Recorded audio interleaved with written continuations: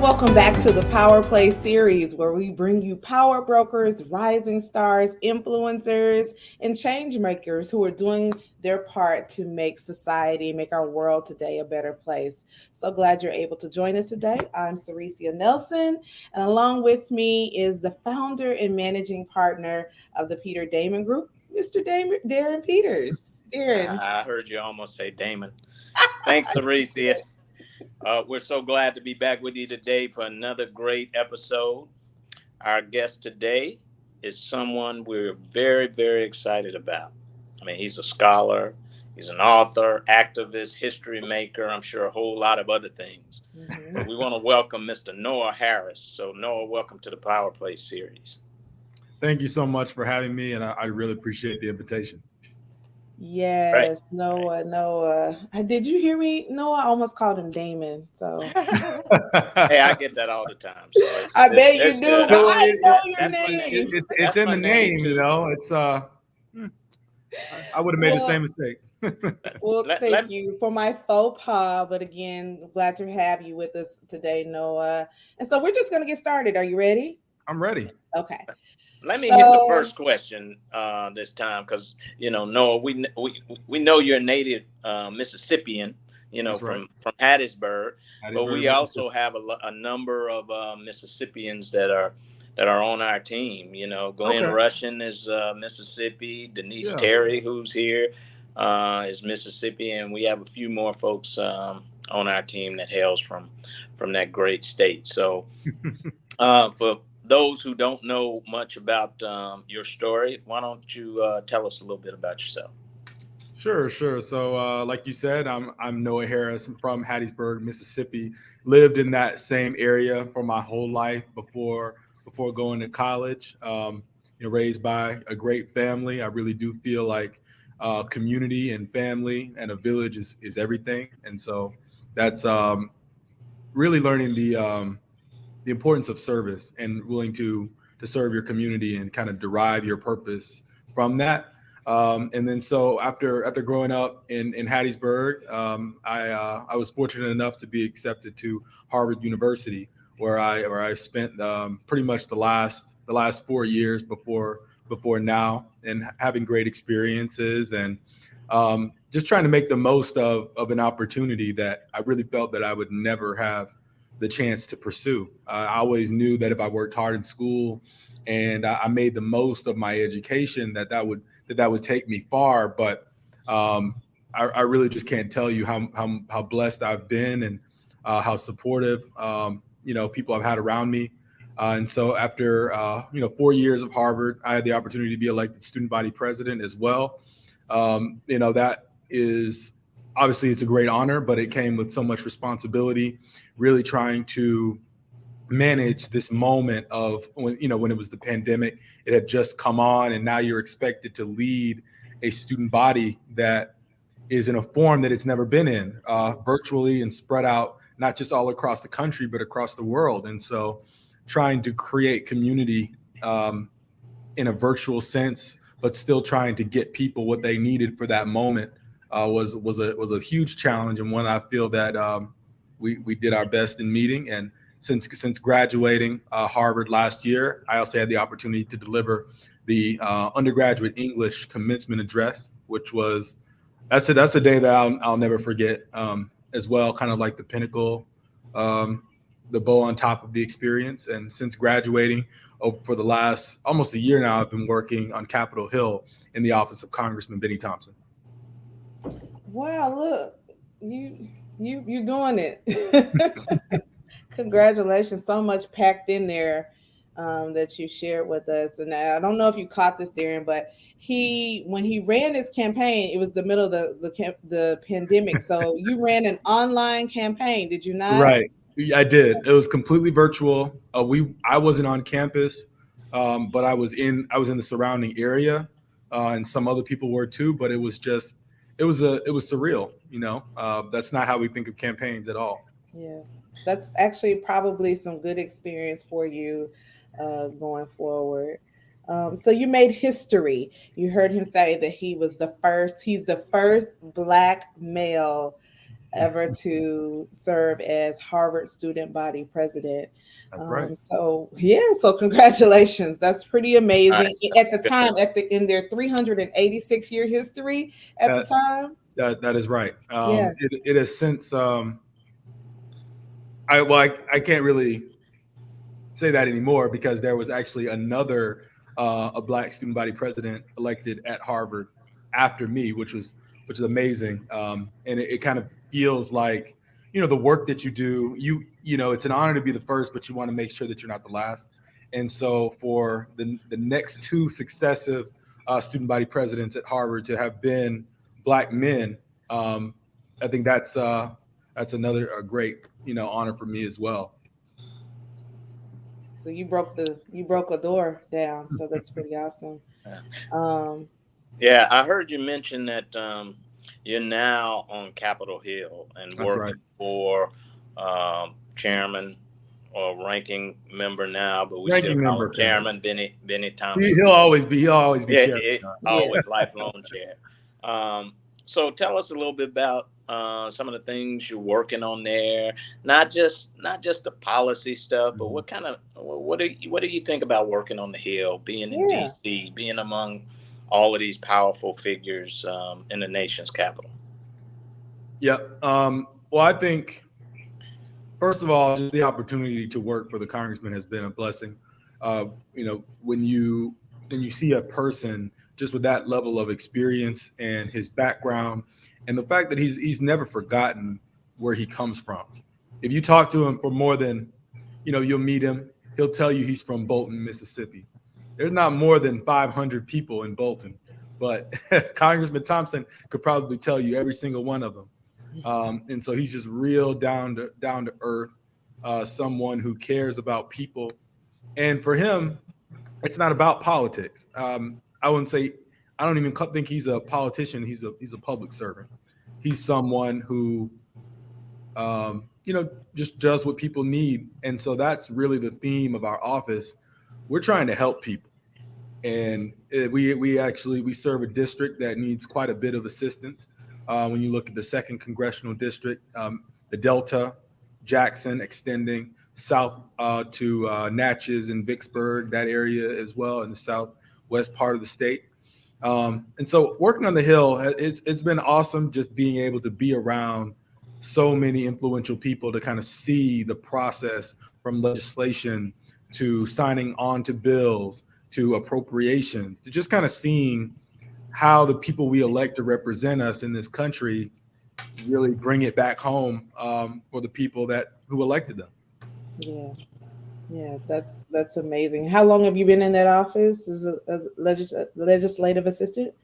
Right. Almost a year now. So Okay, I think I'm coming up on 11 months. Yep. that's awesome. That's awesome. So, in addition to, we know that you graduated with your BA in government, and now you're on Right. the Hill working. So, you definitely have the government, the politics, that career that's on its trajectory, right? But something that is very interesting that I want to touch on is the fact that you're a children's author. You wrote a children's book called Successville, and it's Mhm. geared toward kids ages 3 to 7. Can you tell us about like what was the inspiration behind Yeah. becoming a children's author? Well, I've always been very passionate about education ever since my parents just told me. I didn't really understand where I was going with it, but they told me if you work hard in school, you get your grades, and you focus and have that drive and determination, that it'll take you far, whether it's to a good college or a good job or whatever in your future. And so I feel that so many people back home in Mississippi really invested in me, and they really put the time in for my development. And so this was really a community uplift project. It wasn't, I didn't just sit down and say, I'd want to be an author. Let's write a book. But it was trying to figure out, okay, how can I leave a positive influence on the place where I grew up and encourage kids who look like me and who have been in situations similar to mine, showing them that um, you really can do anything if you're willing to work for it, and if you have the right um, situation around you to where you're looking into your occupational future, younger than the school systems encourage them to. And my mom being an educator for over 25 years and counting, that whole message kind of lent itself to how can we speak directly to the kids, and to their parents on how they should be thinking about their occupational futures. And so came up with that the summer after my senior year of high school, and wrote the book, and worked out the illustrations with the illustrator, and kind of went from there. I learned a ton because I didn't know really anything about children's literature or how Hmm. to write for second graders or first graders, but I really think that so far it's been really well received, and you really just never know when you're coming out with something like that. But it is available everywhere online books are sold, and I think it is a great message. Now, do we say the name of it? I'm not sure if we said the name Oh, of it. it's called Successville. I believe you did. Okay, But wasn't it sure. is a children's book. Yeah. It's encouraging young people to reach for their dreams, by pursuing their education, and figuring out, where is their Successville, whether that's, as a teacher, or in the hospital as a surgeon, or anything else like that. But letting kids know that whatever your talents and situations set you on a path to achieve, that reality is exceptional because it's where they'll shine. It's a great That's message. that's that's great, Noah.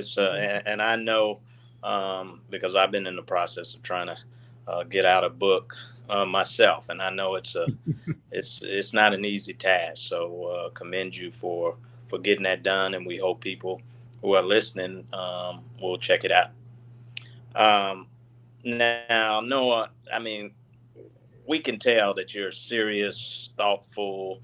You're a planner, obviously. You Right. know, tell us a little bit about what we might be able to see in the future for Noah Harris. Well, in the immediate future, I plan on going to Harvard Law School.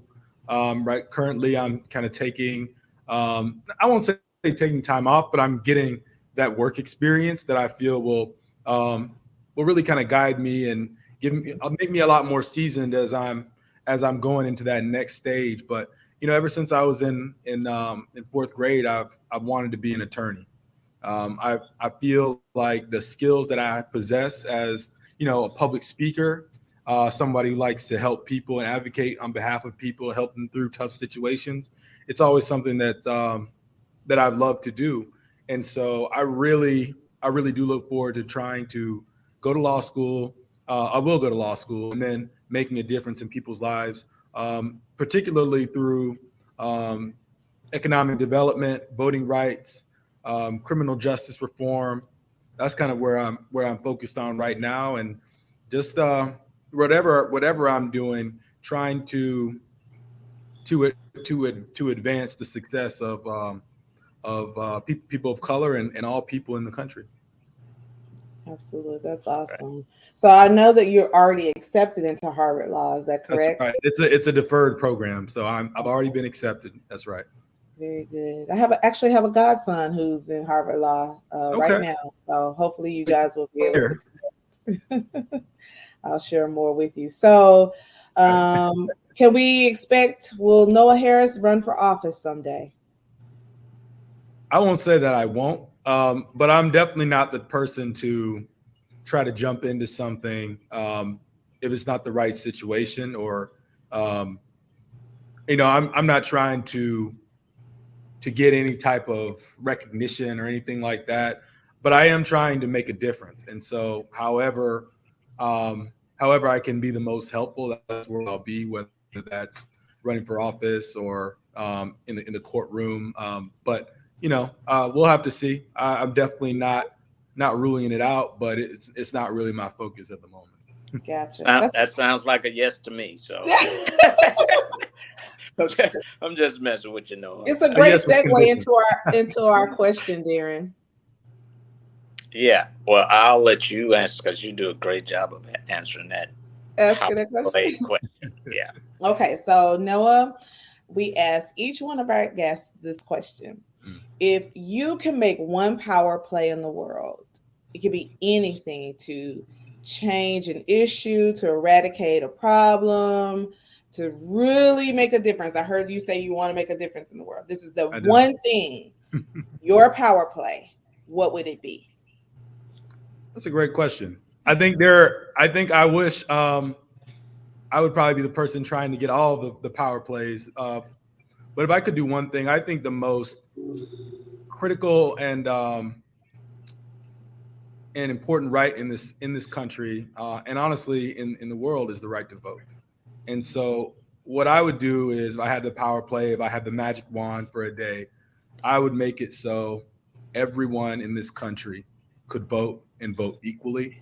And when they do vote, they're not disenfranchised by gerrymandering or redistricting. Their vote is not diluted in any way. When they vote, their vote weighs just as much as everyone else. And you let the chips fall where they may. And win or lose, the candidates afterward, they accept failure or success, and they move on, trying to make the best of the situation. You heard it. That's Great. great. Well, let's hope we can get to that point someday. Yep. Absolutely. And maybe we'll be casting a vote for Noah Harris, even though he said that he doesn't know if he'll be running. But I'm like Darren, I believe that we can probably expect to see your name on a ballot someday. Well, Noah, before we sign off today, there's a question we always want to know how we can keep up with our guests. You mentioned Successville, how we can get, if there's a site for that, if you're on social media, can you let us know what your handles are so we can make sure that we know what you're up to? Will do. So Instagram, I'm at Noah 10 Harris, the number 10, Noah 10 Harris. And then it's the same on Twitter. On Facebook's a little bit weird because it's just kind of your name. So, Yeah. that is what it is. And then I'm on LinkedIn as well. Okay. But yeah, so that's pretty much how you can keep up with me. Yeah, but I've really enjoyed the conversation. Yeah. We really Well, appreciate you. we want to once again thank our guest, Mr. Noah Harris, for stopping by the Power Play discussion series.